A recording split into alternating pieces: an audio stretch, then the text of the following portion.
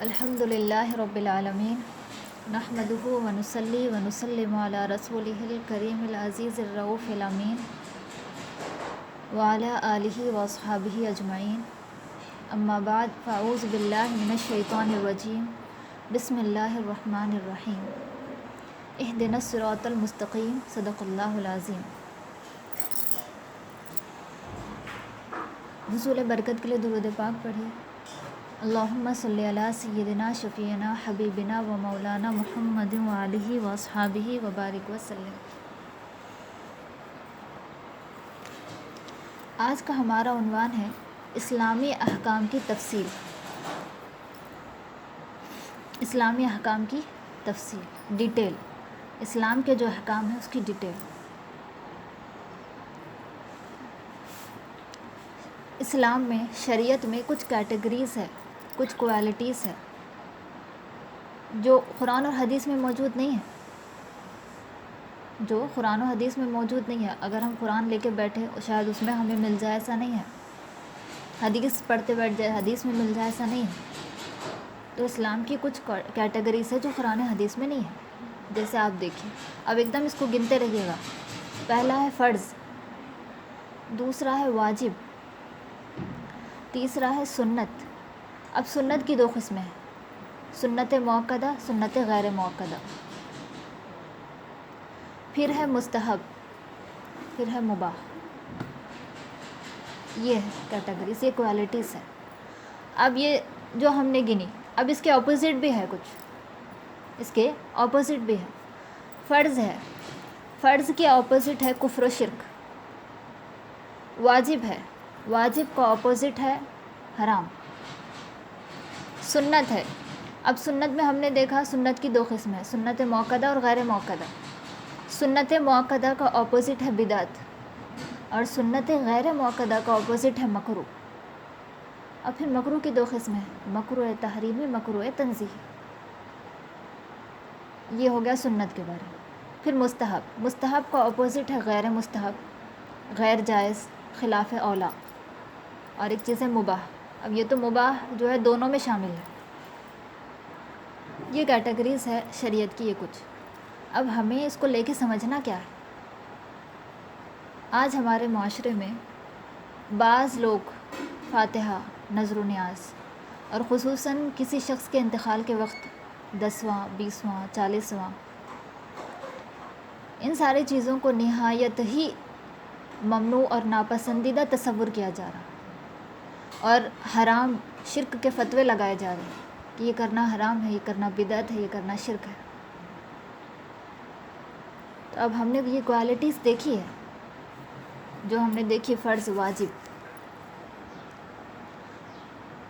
ان چیزوں کو جو ممنوع اور ناپسندیدہ تصور کیا جا رہا ہے، آخر کیوں؟ یہ چیزیں جب شریعت میں ہے، جب اسلام میں، جب مسلمان یہ کر رہے ہیں، اس کا مطلب شریعت سے کہیں نہ کہیں اس کا تعلق ہوگا، کہیں نہ کہیں اس کا تعلق ہوگا۔ اب ہم دیکھیں گے ایصال ثواب، ثواب پہنچانا۔ اب اس کو مٹ زبان میں جو ہم بولتے ہیں وہ ہے فاتحہ۔ فاتحہ بول دیتے ہیں بس، فاتحہ۔ اب فاتحہ کے کئی مختلف نام ہیں، جیسے 11ویں ہے، نذر و نیاز ہے، اور چھٹی ہے، چلا ہے، اور 10واں، 20واں، 40واں۔ یہ سب میں عمل ایک ہے، لیکن سب کے نام الگ الگ ہیں۔ فاتحہ میں جو کرتے ہیں وہی ہوتا ہے ہر ایک اس میں، لیکن نام الگ الگ ہے۔ اب ہم دیکھتے ہیں فاتحہ، فاتحہ کو لے لیتے ہیں کیونکہ ہر کام میں فاتحہ ہوتی ہے، نام سب کا الگ الگ۔ فاتحہ، نذر و نیاز، 10واں، 20واں، کیا فرض ہے؟ نہیں، فرض نہیں ہے۔ تو اب فرض کا اپوزٹ کیا تھا؟ کفر و شرک۔ تو جب فاتحہ فرض نہیں ہے، نذر و نیاز فرض نہیں ہے، اور 10واں، 20واں فرض نہیں ہے، تو اس پر کفر و شرک کا فتویٰ نہیں لگنا چاہیے۔ اگر فرض مانتے تو پھر یہ فتویٰ لگتا ہے نا۔ تو فرض نہیں ہے، کا فاتحہ فرض نہیں ہے، تو پھر کفر و شرک کا فتویٰ نہیں لگنا چاہیے۔ دوسری کوالٹی، واجب۔ فاتحہ واجب بھی نہیں ہے، تو حرام کا فتویٰ نہیں لگنا چاہیے۔ فاتحہ کو واجب بھی نہیں مانتے کہ اب کرنا ضروری ہے، نہیں، تو پھر حرام کا فتویٰ بھی نہیں لگنا چاہیے۔ اب آیا سنت۔ فاتحہ سنت بھی نہیں، سنت مؤکدہ نہیں ہے تو بدعت کا فتویٰ بھی نہیں لگنا چاہیے، سنت غیر مؤکدہ بھی نہیں ہے تو پھر مکروہ کا فتویٰ نہیں لگنا چاہیے۔ اب چوتھی کوالٹی آ رہی ہے مستحب، فاتحہ مستحب ہے، فاتحہ کرنا 10واں 20واں 40واں کرنا یہ مستحب ہے، فرض بھی نہیں، واجب بھی نہیں، سنت بھی نہیں، مستحب ہے، چوتھی کوالٹی ہے۔ اب مباح تو ایسا ہے، مباح میں نہ، مباح ایسی چیز کو بولتے ہیں جس کے کرنے میں ثواب بھی نہیں، نہ کرنے میں گناہ بھی نہیں، کرنے سے ثواب عذاب کچھ تعلق نہیں رکھتا، مباح وہ چیز ہے۔ لیکن مستحب کرنے سے ثواب ہے، نہ کرنے پر گناہ نہیں ہے، نہ کرنے پر گناہ یا عذاب نہیں ہے، جو کرے ان کو ثواب ملے گا، تو مستحب یہ ہے۔ تو اب جو لوگ اعتراض کرتے ہیں کہ فاتحہ نذر و نیاز 10واں 20واں نہیں کرنا چاہیے، شرک ہے، حرام ہے، تو ان لوگوں کو جب فاتحہ مستحب ہے تو زیادہ سے زیادہ غیر مستحب کہنا چاہیے نا، زیادہ سے زیادہ غیر مستحب کہنا چاہیے۔ کفر اور شرک تو فرض اور واجب میں ہے نا، کفر و شرک فرض و واجب میں ہے، تو بس اس بات کا دھیان رکھنا ہے کہ فاتحہ مستحب ہے۔ یہ جو کیٹیگریز، یہ کوالٹیز جو بتائی گئی ہے اس میں چوتھے نمبر کی میں شامل ہے فاتحہ نذر و نیاز 10واں 20واں۔ اب دیکھیں آپ، یہ مستحب سی چیز ہے، لیکن آج اس کو لے کر کتنا واویلا مچا ہوا ہے، کتنا مطلب شور مچا ہوا، کتنا فساد برپا کیا جا رہا ہے اس کو لے کر کے، یہ نہیں کرنا، وہ نہیں کرنا، مشرک یہ بھی کہہ دیا جا رہا ہے کرنے والوں کو، کتنا فساد برپا کیا جا رہا ہے۔ آپ تھوڑا سا دھیان دیجئے، ایک ہوتا ہے اب یہ فاتحہ وغیرہ یہ ساری چیزیں نہیں کرنا ایک الگ چیز ہے، اور نہ کرنے کو صحیح سمجھنا یہ الگ چیز ہے۔ چلو جو نہیں کرتے ٹھیک ہے نہیں کرتے، لیکن جو ہم نہیں کرتے وہی صحیح ہے، کرنا غلط ہے یہ بھی تو غلط بات ہے۔ ایک ہوتا ہے نہیں کرنا اور دوسرا ہوتا ہے نہیں کرنے کو ہی صحیح سمجھنا۔ جیسے دیکھیں آپ صدیق اکبر رضی اللہ عنہ کے عہد میں جب آپ کا جو ہے چل رہا تھا، آپ کی بادشاہت جب چل رہی تھی، تو کچھ لوگوں نے زکوٰۃ کا انکار کیا۔ سب سے پہلے ایمان ہے نا، ایمان ہے الحمدللہ ہمارے پاس، اس کے بعد اسلام کی 5 پلرز ہے، پلرز آف اسلام ہے، نماز، روزہ، زکوٰۃ، حج۔ تو حضرت صدیق اکبر کے زمانے میں کچھ لوگوں نے زکوٰۃ کا انکار کیا تھا، زکوٰۃ پلرز آف اسلام میں سے ہے نا، زکوٰۃ کا انکار کیا تھا، تو آپ نے جو ہے ان لوگوں سے قتال شروع کر دیا، صدیق اکبر نے۔ یہ خلیفہ اول ہے، یاد رکھیے، افضل البشر بعد الانبیاء جس کا لقب ہے، تو آپ نے قتال شروع کر دیا۔ کیوں شروع کیا آپ نے؟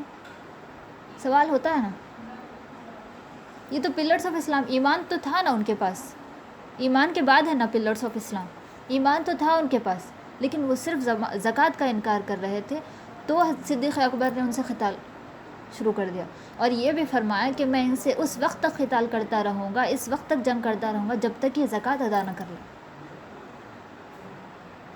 چلو اگر زکوٰۃ ادا نہیں کرتے خود سے تو یہ الگ بات تھی، لیکن ادا نہ کرنے کو ہی صحیح سمجھے تھے، اسی لیے صدیق اکبر نے یہ کیا۔ تو چھوٹی چیز ہوتی ہے، لیکن اگر چھوٹی چیز ہی کا انکار شریعت میں ہو تو وہ فرض و واجب سے زیادہ ہو جاتی ہے، اس کا رد کرنا فرض و واجب سے زیادہ ہو جاتا ہے۔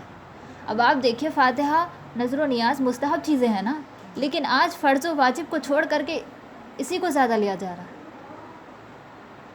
تو یہ چھوٹی سی چیز ہے، لیکن جب اس کا انکار ہوا، نہ کرنا ایک الگ چیز ہے اور انکار کرنا الگ چیز ہے۔ چلو ہم خود نہیں کرتے، چلو ٹھیک ہے آپ نہیں کرتے، لیکن کرنا نہیں، یہ الگ بات ہے۔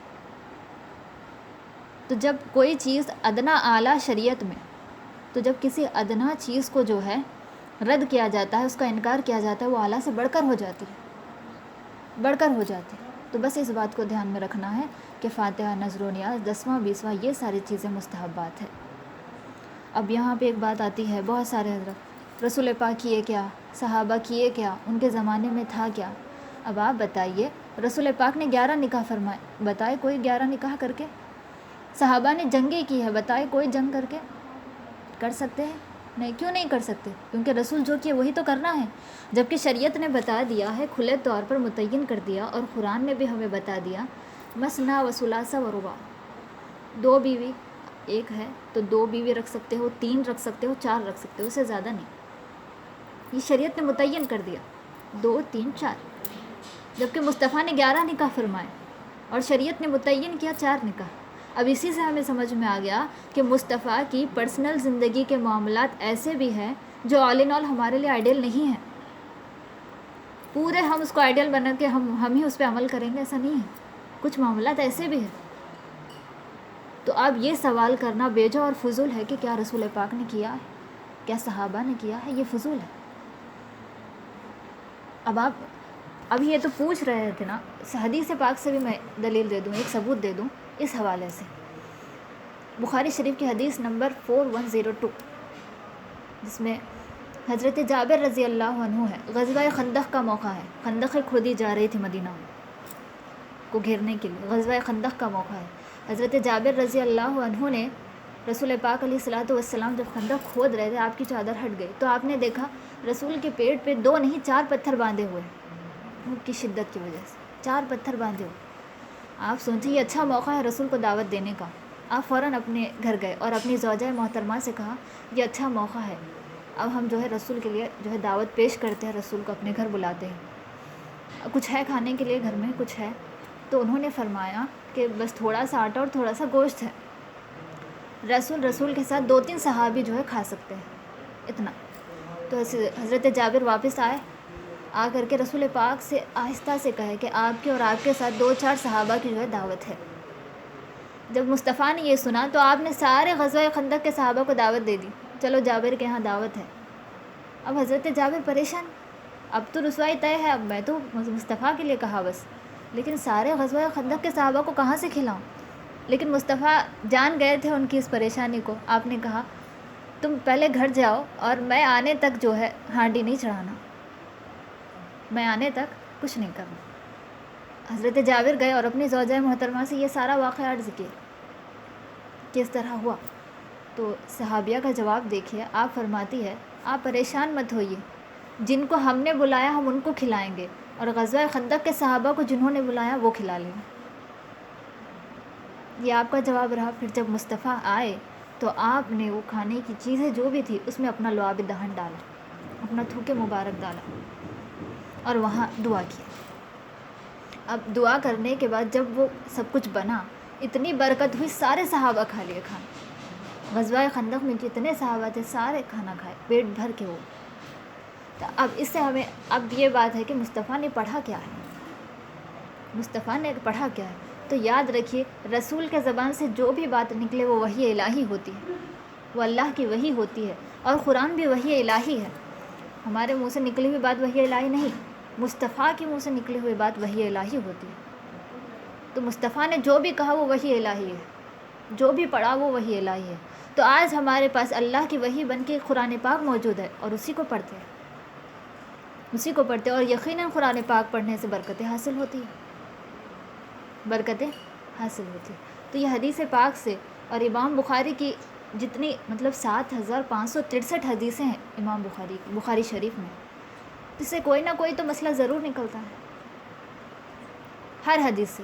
تو اس حدیث سے بھی مستحب کا عقیدہ تو ہمیں مل رہا ہے، فرض واجب سنت نہ صحیح، مستحب کا تو عقیدہ مل رہا ہے. اگر نہیں مانیں گے اس کو تو پھر اس سے کیا عقیدہ ہمیں مل رہا ہے؟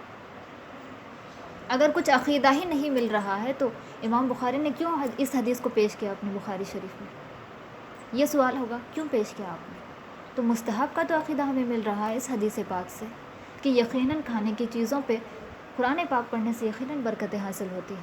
تو یہی تو، اسی کو تو فاتحہ کا نام دیا گیا. اور کیا ہے فاتحہ میں؟ یہی تو نام دیا گیا ہے اس کو. خیر ابھی آپ لوگوں کو سمجھ میں کیا آیا اس ساری چیزوں سے؟ آیا کیا ہے سمجھ میں؟ یہ فاتحہ ضروری ہے؟ ضروری نہیں ہے، فاتحہ مستحب ہے، نہ ہی اس کا انکار کیا جائے. نہیں کرتے وہ الگ چیز ہے، لیکن اس کا انکار نہیں کیا جائے، یہ ہمارا کہنے کا مقصد. فاتحہ ضروری بھی نہیں ہے، فرض واجب نہیں ہے. ضروری مطلب فرض ہے، واجب ہے، نہ کرنے پر گناہ ہے، ایسی بات ہوگی پھر. لیکن نہیں، فاتحہ مستحب ہے، جو کرنا چاہ رہے وہ کرے، جو نہ کرنا چاہ رہے نہ کرے، لیکن اس کا انکار نہ کرے. کیونکہ جب انکار ہو جاتا ہے تو یہ فرض واجب سے بڑھ جاتی ہے. پھر اس کا رد کرنا، اس انکار کا رد کرنا فرض واجب سے بڑھ کر ہو جاتا ہے. تو حدیث پاک سے بھی ہمیں سمجھ میں آیا کہ مصطفیٰ نے کیا ہے اس طرح، مصطفیٰ نے کیا ہے اس طرح. اب آئیے ہم قرآن پاک میں دیکھتے ہیں کیا اس کا ذکر قرآن پاک میں ہے. اگر ہم ایسے ڈھونڈیں گے کہ 11ویں مل جائے قرآن پاک میں، 10واں 20واں مل جائے، کہاں سے ملے گا؟ اب ہمارا نام ہے عائشہ، ملے گا ہمارا نام قرآن پاک میں؟ نہیں. جبکہ اللہ پاک نے فرمایا سورہ حج کی آخری آیت کریمہ میں سب کا نام اللہ نے مسلمان رکھا ہے. سب کا نام اللہ نے مسلمان رکھا ہے. ہم سب کو مسلمان ہیں نا الحمدللہ، یہ رکھا ہے اللہ نے. ہمیں مومن کہہ کے خطاب کیا گیا ہے، لیکن ہمارا نام الگ الگ ہے. اگر ہم اس نام کو قرآن میں ڈھونڈیں گے ملے گا؟ اب قرآن میں نہیں ملا تو کیا ہمیں بدعت کہیں گے کوئی بھی؟ اب عائشہ نام نہیں ہے تو تم بدعت ہو یہ بولیں گے؟ نہیں. تو ہر نام نہیں ملتا، جبکہ ہمیں جو ہے قرآن کی جو ایک کوالٹیز جو بتائی گئی ہے اس سے ہمیں معلوم کرنا پڑتا ہے، اس سے ہمیں کہ کس کوالٹی میں یہ جا کے شامل ہے. جیسے ہمیں معلوم ہو فاتحہ مستحب میں شامل ہے، نہ فرض ہے نہ واجب ہے نہ سنت ہے، مستحب میں شامل ہے. خیر، اب آئیے قرآن پاک میں اللہ پاک کیا فرماتا ہے. اللہ پاک نے قرآن میں حرام چیزوں کی ڈیٹیل بیان کر دی کہ ہم پہ کیا کیا حرام ہے. سورہ بقرہ کی آیت نمبر 173 میں انما حرم علیکم المیتۃ والدم ولحم الخنزیر وما اہل بہ لغیر اللہ. اللہ پاک نے حرام چیزوں کو بیان کر کے فرمایا انما حرم علیکم میتۃ، تم پر جو ہے مردار حرام ہے، خون حرام ہے، خنزیر کا گوشت حرام ہے، سور جس کو، اور جو غیر اللہ کے نام پر ذبح کیا گیا وہ جانور حرام ہے. یہ اللہ نے بیان فرمایا. پہلا کیا تھا؟ مردار، خون، خنزیر کا گوشت اور جو غیر اللہ کے نام پہ ذبح کیا گیا جانور. اب تھوڑا سا دھیان دیجیے آپ لوگ کہ 11ویں کرتے ہیں، 11ویں میں جو بھی جانور ذبح کیا گیا کیا نام لے کر کے ذبح کرتے؟ کیا غوث پاک کا؟ بالکل نہیں. بسم اللہ اللہ اکبر یہ کہہ کر جو ہے جانور کرتا ہے، جانور ذبح ہوتا ہے. تو اللہ پاک کیا فرما رہا ہے؟ غیر اللہ کے نام پر ذبح کیا گیا جانور.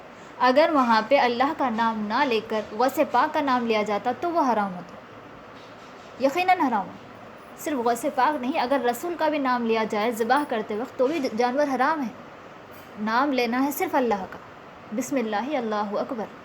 اگر یہ کہا جائے تو یہ ذبح کرتے وقت نام لینا اللہ کا ہے اور اس کا ثواب پہنچانا جس کو پہنچانا پہنچائیے.